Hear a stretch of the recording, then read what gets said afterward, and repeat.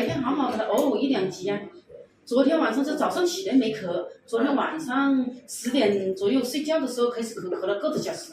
咳了小时。他主要是晚上咳嗽为主，白天都不怎么咳，然后咳嗽有痰，然后他还伴发着一个出虚汗比较严重的情况。哎，我们家的老爱流汗呢。是出汗体虚。哎呀，那晚上睡觉前呢，那个头发整天拿那个隔汗巾拿着一擦，整个都是湿的。啊。还有晚上睡觉的时候睡着了，无论是天气热还是不热，反正都会出一身汗。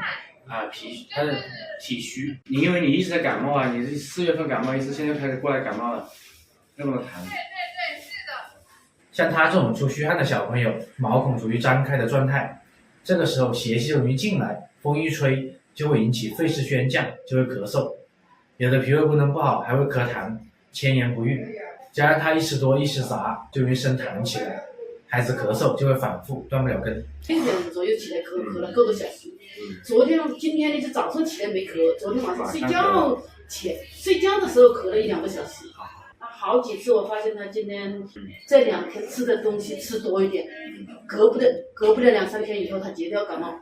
我给他治疗的时候特别注意这3点，就是第一个止咳，像他这种情况的小朋友千万不能吃清热化痰止咳的，像用干姜、细辛、五味子、桂枝、麻黄等等温药把寒邪散出来就可以了。第二个一定要止汗，把汗止住，这个孩子咳嗽才不会反复。